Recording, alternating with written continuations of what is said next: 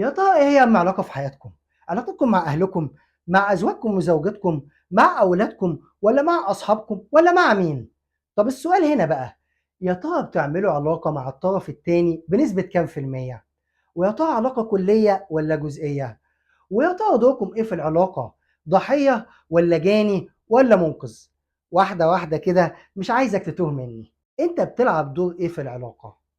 دور الشخص اللي بيضحي بنفسه علشان الآخرين وبيعمل كل حاجة يقدر عليها وما يقدرش عليها عشان يسعد الطرف التاني، من الآخر شمعة تحترق من أجل الآخرين، ده دور الضحية. والّا دور الشخص المتسلط اللي مش بيرضى بسهولة، اللي بيدّي أوامر، متوقع من اللي قدّامه إنه هيكون مطيع وبيسمع الكلام وما يقولوش لأ، اللي شايف نَفْسه من حقه يعمل أي حاجة في أي وقت، بغض النظر عن تأثيره عن اللي قدّامه، ده دور الجاني. والّا بتلعب دور الشخص اللطيف الحنين اللي بيساعد اللي حواليه وبيقدّم لهم الحلول وبياخد بإيديهم ويرمي لهم طوق النجاة، اللي بيسمع الكل ويطبطب ويداوي، الشخص العاقل الرزين، وده دور المنقذ. عرفت تحدد دورك في العلاقة والّا لسه؟ هادّيك مثال، يعني الأب الشديد القاسي اللي طول الوقت بيشخط وينطر عمّال على بطّال، واللي بيكهرب البيت ويعمل قلق لعياله، اللي دايمًا فاكر نَفْسه اللي فاهم مصلحة أولاده أكتر من نَفْسه، بيدّي لنَفْسه الحق إنه يقرر مصيرهم، يصاحبوا مين، يدخلوا كُلّية إيه، وهكذا، بناءً على رؤيته الشخصية، ده جاني. وأولاده اللي مش بإيديهم حاجة، مضطرين يسمعوا كلامه ويسايروه ولو على مستقبلهم ورغباتهم، دول الضحية. والأم اللي بتحاول طول الوقت إنها تهدّي الأمور وتحل المشاكل وتطبطب وتداوي وتحمي الأولاد من أذى أبوهم وتحمي الأب من تمرُّد الأولاد، دي بتلعب دور المنقذ. ده اسمه مثلث الدراما الحياتية، وكل واحد بيدوّر في رحلة حياته على ناس تنطبق عليها المواصفات باقي الأطوار.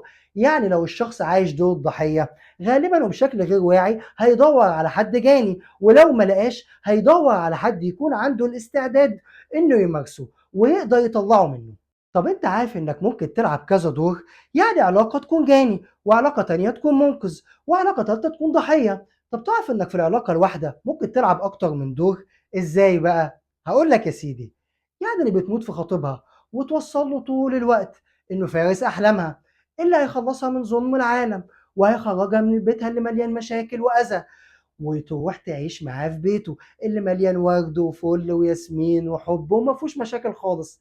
كده هي بتلعب دور الضحية، وخطيبها بيلعب دور المنقذ، اللي بيحب الدور ده وبيشوف نفسه فيه إنه جدع وطيب وشجاع، ويدّي له الحق إنه يمتلكها ويتحكم فيها، وبعد شوية مش كتير يتحول لجاني، وهيبان لمّا يعيشوا مع بعض وتلِف الأيام وتبدأ تشتكي منه مُر الشكوى، وإنه مسيطر عليها ومتحكم فيها، كده اتحول من منقذ لجاني في نفس العلاقة. ده كمان ساعات بتلعب دور وأنت فاكر إنك بتلعب دور تاني خالص، يعني الأم اللي ضيّعت عمرها في تربية أولادها وموّتت نفسها بالحياة علشان هم يعيشوا، وادّيتهم كل الوقت والمجهود والمشاعر على حساب نفسها وحقوقها وحياتها. هي فاكرة نفسها إنها بتلعب دور المنقذ، لكن في الحقيقة هي عايشة دور الضحية، لإنها ساعات كتير بتزرع فيهم الإحساس بالذنب، لأنها ضيّعت عمرها علشانهم، وضحّت بحياتها علشان هم يعيشوا. ها، عرفت أنت بتلعب دور إيه في العلاقة؟ قبل ما تجاوب أحب أصدمك وأقول لك إن ما فيش دور أحسن من التاني، كل دور جواه كمية بلاوي وأذى نفسي رهيب ليك ولشريكك في العلاقة. فاللي بيلعب دور الضحية عايز يثبت لنفسه وللعالم كله إنه مظلوم والدنيا جاية عليه، واللي بيلعب دور المنقذ عامل زي اللي بيتمسكن لغاية لمّا يتمكن، واللي بيلعب دور الجاني ده بينتقم من نفسه ومن حياة في شريك العلاقة. الأمور وضحت دلوقتي؟ طب نعمل إيه؟ إيه الحل؟ أولًا ما تزعلش أو تندم، بالعكس احمد ربنا إنك فتحت عينيك وشُفت وفهمت وعرفت.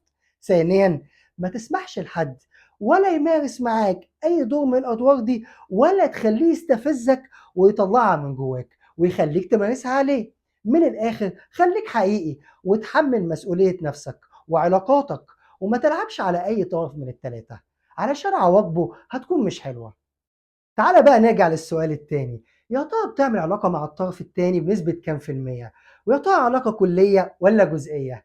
يعني مقسّمها زي التورتة، تاكل الشوكولاتة وتسيب الكريمة، ولا قابل كل أجزائها وتفاصيلها؟ بشكل عام في نوعين من العلاقات، وده بيكون سواء على الأشخاص أو على الأشياء أو على أي حاجة. النوع الأول إنك تعمل علاقة مع جزء أو عدة أجزاء ومالكش دعوة بالباقي، ودي اسمها علاقة جزئية. والنوع التاني إنك تعمل علاقة مع كل أجزائه وتفاصيله كله على بعضه، ودي اسمها علاقة كلية. يعني إيه يا بداري؟ هاقول لك يا سيدي، يعني لمّا تكون شايف حبيبتك أو خطيبتك على إنها جميلة الجميلات، ملاك نازل من السما، ما فيهوش غلطة، ومش شايف أو مش عايز تشوف إنها بتغلط وبتقصّر، وإن جمالها نسبي، وإنها ساعات بتكون مندفعة، وساعات عصبية، وساعات جبانة ومحتارة، يبقى أنت كده عامل علاقة جزئية مع الجزء الحلو وسايب الباقي، أو عامل نَفْسك مش عايز تشوفه أو مش واخد بالك منّه. ولمّا تكون شايف الغرب على إنه انحلال وفساد وجنس، وما تشوفش التقدم العلمي والتكنولوجي والثقافي، يبقى أنت شايف بعين واحدة. ونفس الكلام لمّا تشوف الغرب على إنه تقدم في معظم مجالات الحياة، وتنسى التفكك الأسري والمعاناة الاجتماعية. الحالتين علاقة جزئية. العلاقة الجزئية بتبدأ معاك من أول لمّا بتكون طفل، في أول كام شهر، وبتكون سهلة وبسيطة التعلم والاستيعاب، بتكتسب منها الخبرات، وهي عن طريق إن الطفل يشوف جزء واحد فقط وما ليش دعوة بالباقي. يعني ده كويس وده وِحِش، ده صح، ده غلط، ده يمين، ده شمال، ما لوش دعوة بالباقي، لدرجة إنه بيستقبل أمه على إنها كائنين مختلفين عن بعض. أم كويسة لمّا ترضعه وتحضنه لغاية لمّا ينام، وأم وِحشة لمّا تغيب عنه وما تحسش بجوعه واحتياجه ليها. والطريقة دي بتكون لغاية 6 شهور تقريبًا، وبعد كده يبدأ عقل الطفل يكبر ووعيه يزيد، ويكتشف إن الشخص الواحد ممكن يكون فيه أجزاء كتير غير اللي شايفها، وإن بعض الأجزاء دي ممكن تكون متناقضة وعكس بعض. وأكيد لو الطفل ده ما قبلش الرؤية الجديدة وما استحملش اللخبطة دي، هيفضل حابس نفسه طول الوقت في نطاق العلاقة الجزئية اللي مش كاملة. صاحب العلاقة الجزئية بيعيش نص حياة، مش بيشوف غير اللي في دماغه، ومش بيسمع غير اللي هو عايز يسمعه، مش بيدي فرصة ولا لنفسه ولا لغيره، هي كده ومفيش غير كده.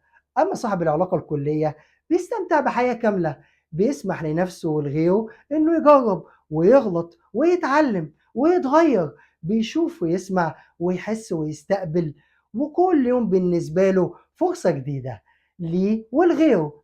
عايز تعرف بقى أنت مين وفين؟ جاوب على الأسئلة دي. قد إيه بتقبل خطأك وضعفك وفشلك، وخطأ الآخرين وضعفهم وفشلهم؟ قد إيه شايف اللي قدامك وسامح له يكون نفسه؟ قد إيه بتقبل الاختلافات واللخبطة اللي جواك وجوه غيرك؟